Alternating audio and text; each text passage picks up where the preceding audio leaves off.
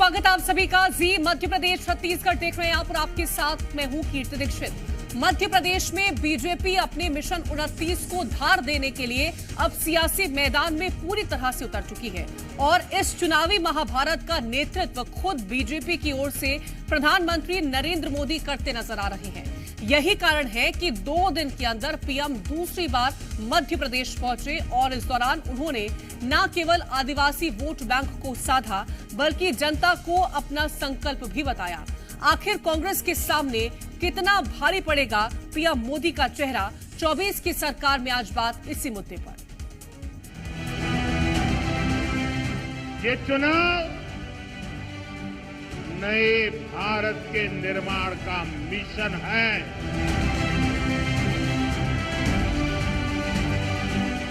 MP के कोने कोने से आवाज आ रही है, फिर एक बार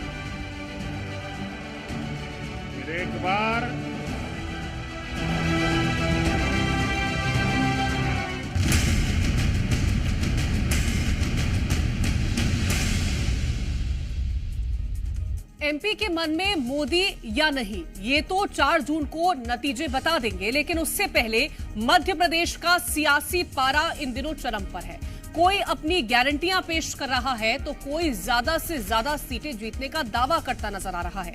ऐसे में सवाल है कि आखिर जनता के मन में क्या है और क्या बीजेपी अपने मिशन 29 में कामयाब होगी या कुछ सीटें पार्टी की परेशानी बढ़ा सकती हैं। इसी मुद्दे पर करेंगे चर्चा, लेकिन उससे पहले रिपोर्ट देखिए।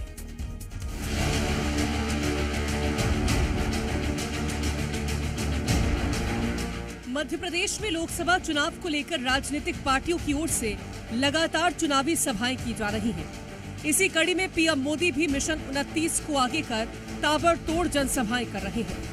2 दिन पहले मध्य प्रदेश के जबलपुर पहुंचे पीएम मोदी ने आज फिर प्रदेश के बालाघाट में चुनावी जनसभा को संबोधित किया। इस दौरान उन्होंने न केवल विकसित भारत की गारंटी दी तो वहीं दूसरी ओर कांग्रेस पर भी जमकर हमला बोला। ये चुनाव नए भारत के निर्माण का मिशन है। ये विकसित भारत, विकसित मध्य प्रदेश के संकल्प को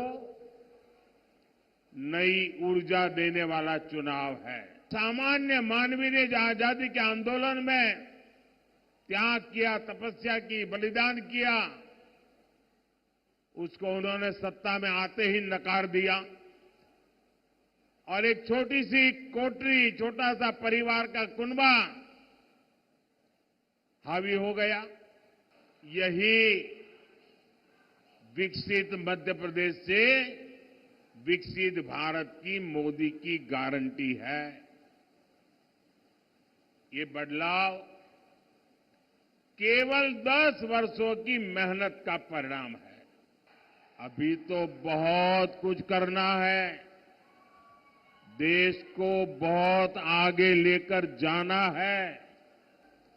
एमपी के कोने कोने से आवाज आ रही है, फिर एक बार।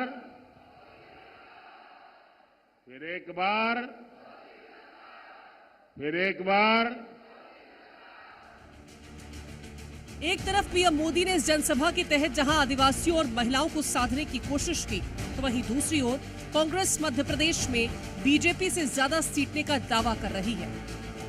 महिलाओं के आर्थिक सम्मान और संबलता को लेकर जो घोषणा पत्र को, जो देश की नींव है, कांग्रेस पार्टी का घोषणा पत्र नहीं है, जनता का। कन्याकुमारी से कश्मीर तक चले तब लोगों से बात की, और जब दूसरा उनकी यात्रा हुई 6,700 किलोमीटर, तब लोगों से बात की, और जो बातें निकल के आई वो है, ये घोषणा पत्र नहीं है, ये न्याय पत्र है। लोकसभा चुनाव से पहले बीजेपी ने एक बार फिर से अपने सबसे दमदार चेहरे को चुनावी रण में उतार दिया है और अब इसी चेहरे के आगे कांग्रेस का टिकना मुश्किल हो रहा है। लगातार पीएम मोदी की बैक टू बैक रैलियां पार्टी के पक्ष में माहौल बनाने का काम कर रही हैं, तो वहीं दूसरी ओर कांग्रेस के दिग्गज भी अब सियासी मैदान में कूच करने लगे हैं। देखना होगा कि कौन किस पर भारी पड़ता है। ब्यूरो रिपोर्ट, जी मीडिया।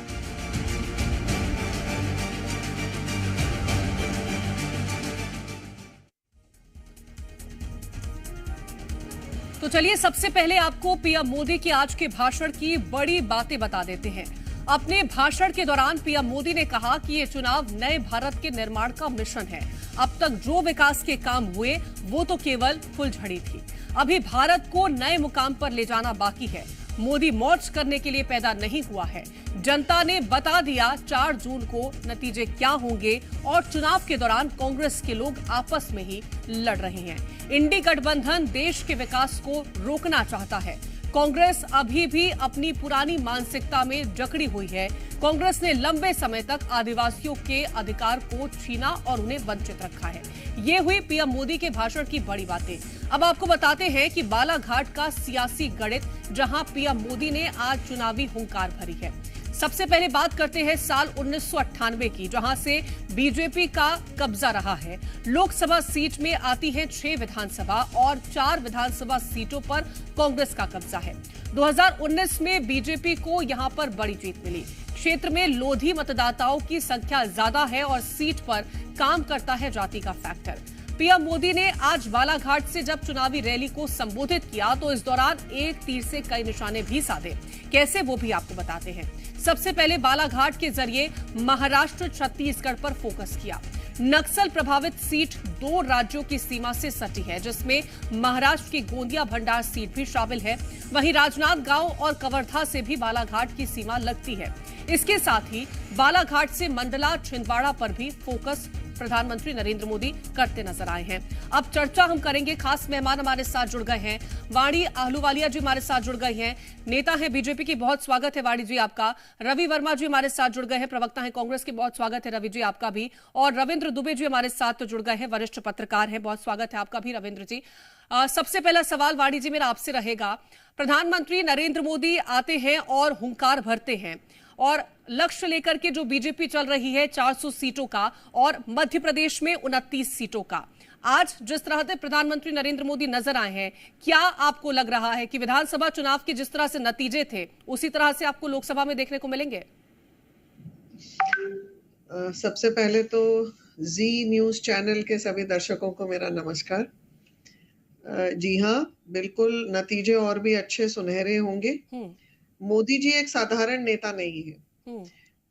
विश्व में अगर हम देखें तो मोदी जी एक असाधारण नेता है, क्योंकि अधिकांश हमने देखा है कि जो प्राइम मिनिस्टर्स होते हैं, जो बड़े नेता होते हैं, जैसे जैसे समय बीतता है उनकी लोकप्रियता कम होती है। पर यहाँ हमारे समक्ष ऐसा एक नेता है जिसकी लोकप्रियता का अंत नहीं है।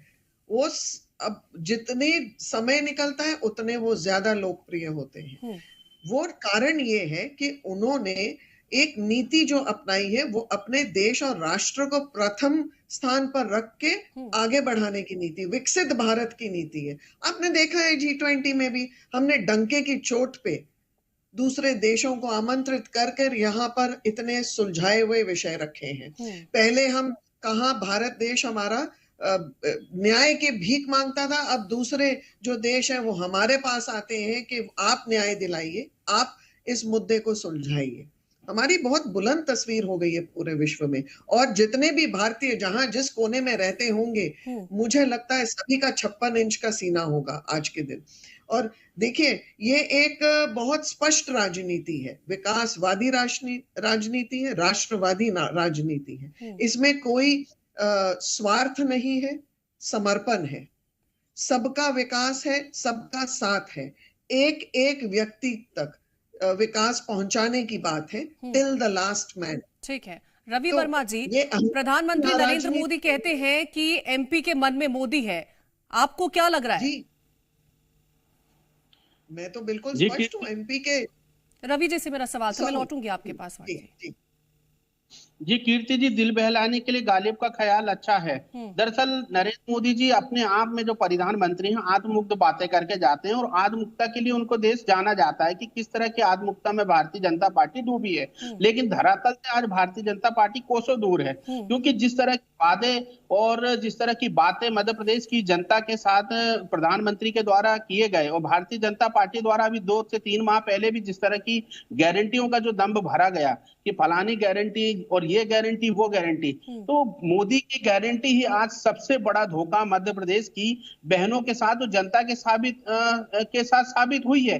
गारंटी ही सबसे बड़ा धोखा है, क्योंकि जिस तरीके से लाडली बहना को कहा था कि चुनाव जीतने के बाद 3,000 रुपए दिए जाएंगे, जिसका कोई अता पता नहीं है। किसानों की उपज का दाम 2700 से 3100 रुपए की बात थी, वो उसका कोई अता पता नहीं है। युवाओं को 2 करोड़ नौकरी देने की बात थी, 2 करोड़ तो छोड़िए, उन उद्योग धंधों को बंद कर दिया गया जो कांग्रेस के शासन काल में स्थापित किया गया या उन्हें बेच दिया गया औने पौने दाम में। तो देश को बेचने वाले लोग अगर इस तरह की बातें करते हैं तो बड़ा ही हास्यास्पद है। और वाणी जी जो डंका पीटने की बात कर रही है, विश्वव्यापी और फलाना और इस तरह की बातें कर रही हैं, बड़े ही मध्य प्रदेश के जो मतदाता अगर आज वो सुन रहे होंगे तो हंस रहे होंगे कि किस तरह का ये मजाक, किस तरह का पाखंड एक किया जा रहा है भारतीय जनता पार्टी के द्वारा। रविंद्र दुबे जी, एमपी के मन में मोदी और मोदी के मन में एमपी, ये हमने विधानसभा चुनाव के दौरान सुना था और उसके बाद जब हमने नतीजे देखे थे तो कुछ इसी तरह से सिमिलर नजर आए थे।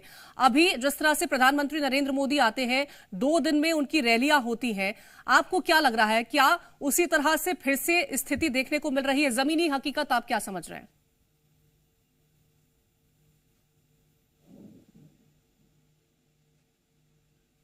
रविंद्र जी, आपने शायद तक म्यूट कर रखा है, तो आप प्लीज अनम्यूट कर ले, क्योंकि आपकी आवाज नहीं पहुंच पा रही है। एक बार प्लीज उसे चेक कर ले। अगर अनम्यूट है जी, अब आपकी आवाज आ रही है। तो सॉरी जी, देखिए, जिस तरीके से प्रधानमंत्री नरेंद्र मोदी जनता से इंटरेक्ट होते हैं और डायरेक्ट बात करते हैं, 1 to 1 बात करते हैं, वो बढ़िया कम्युनिकेटर है। वो देखिए, उन्होंने विकास के साथ साथ जिस तरीके से कांग्रेस के ऊपर अटैक किया बालाघाट की रैली में, वो जनता से डायरेक्ट कनेक्ट करने की बात करते हैं और जनता से कनेक्ट करने वाले मुद्दे भी लेके आते हैं। जनता से बीच में आम सभाओं में बोलते हैं। जिस तरीके से कांग्रेस के प्रवक्ता बता रहे हैं या बोल रहे हैं, वो मुद्दे ये टीवी में प्रवक्ता लोग बोलते हैं या बैठकों में बोल लेंगे या सोशल मीडिया पे देखेंगे, लेकिन जनता से कनेक्ट करने वाली जो बातें हैं वो विपक्ष नहीं कर पाता है। इसलिए जो हम एमपी के मन में मोदी है, हमने विधानसभा में भी देखा था कि उन्होंने शिवराज सिंह का चेहरा किनारे करके मोदी की गारंटी पे लड़ा था चुनाव और 162 सीटें आई थी। ये जरूर है कि महाकौशल में थोड़ा सा बीजेपी को डेंट लगा था। जिस बालाघाट में गए वहाँ 5 सीटें कांग्रेस के पास है, उसके बाजू वाले जिले में छिंदवाड़ा में 7 सीट कांग्रेस के पास है। हम जानते हैं कि विधानसभा चुनाव के मुद्दे अलग होते हैं, लोकसभा चुनाव के मुद्दे अलग होते हैं और चेहरे अलग होते हैं, लेकिन मोदी की गारंटी पर विधानसभा चुनाव भी हुए थे। और जो नरेंद्र मोदी लगातार महाकौशल पर केंद्रित कर रहे हैं या राहुल गांधी केंद्रित कर रहे हैं, इसकी वजह भी यही है। कांग्रेस को लगता है कि विधानसभा का प्रदर्शन दोहरा देंगे, या मोदी को लगता है कि विधानसभा का प्रदर्शन कांग्रेस किसी हालत में नहीं दोहराना चाहिए। जो 2019 का रिजल्ट था और उन्होंने टारगेट बना के रखा हो कि छिंदवाड़ा भी इस बार उसको हासिल करना है। यदि बीजेपी इसमें सफल होती है तो तब ये सबसे बड़ी चुनौती कांग्रेस के सामने होगी कि उसका आजादी के बाद से जो सबसे बड़ा गढ़ है छिंदवाड़ा, वो कहीं इस बार उसके हाथ से निकल ना जाए। इसलिए कांग्रेस भी वहां पूरी ताकत लगा रही है और बीजेपी लगा रही है। हम जानते हैं कि बालाघाट की सीट जो छिंदवाड़ा से लगी हुई है, तो जो मोदी का संदेश है, जो मोदी का भाषण है, वो छिंदवाड़ा के लोगों तक भी गया होगा या वो आवाज मोदी छिंदवाड़ा तक भी पहुंची होगी। तो छिंदवाड़ा की जो सीट है, पिछली बार कांग्रेस ने मुश्किल 40,000 से कम मतों से जीती थी, इसलिए सबसे ज्यादा खतरे की घंटी। रवि वर्मा जी, क्या खतरा है छिंदवाड़ा में इस बार? क्योंकि इस बार कई आपके साथी जो हैं वो छोड़ करके भी चले गए हैं और कहीं ना कहीं एक डैमेज हुआ होगा पार्टी को। ये लोग ये बातें आप लोग भी मानेंगे, तो क्या इस बार कहीं ना कहीं थोड़ा बहुत असमंजस की स्थिति है छिंदवाड़ा को लेकर? कीर्ति जी, किसी भी प्रकार की असमंजस की स्थिति नहीं है। पूरा असमंजस अगर है तो भारतीय जनता पार्टी में है, क्योंकि जिन लोगों को भागने की जो वजह बताई जा रही है, वे सब के सब कमलनाथ जी की नीति और उनके दम पर, उनके चेहरे के दम पर जीत कर आए। आज भारतीय जनता पार्टी अगर उनके दम पर अगर इस तरह के मुगालते पाल रही है, सपने पाल रही है, तो दिन में उन्हें इस तरह के सपने नहीं देखना चाहिए, क्योंकि छिंदवाड़े की जनता एक अपने अभिभावक के रूप में कमलनाथ जी को देखती है, अपने संरक्षक के रूप में नकुलनाथ जी को देखती है।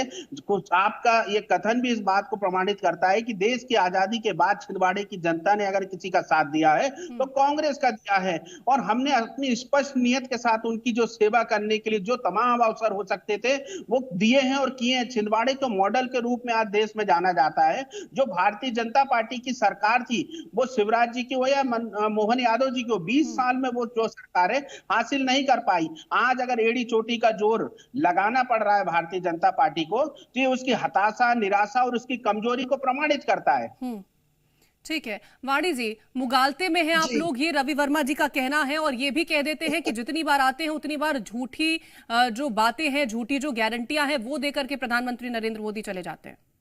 हाँ, तो बस ये इन्होंने अभी दो वाक्य यूज किए हैं। एक तो ख्याल अच्छा है और दूसरा कि हम ख्वाब देख रहे हैं। तो भैया हम ख्वाब देख रहे हैं, इलेक्शन के रिजल्ट जब आएंगे तो आप तारे देखेंगे। क्योंकि मैं आपको इतने निश्चिंत होके बोल रही हूँ, छिंदवाड़ा में आपके सामने है तस्वीर।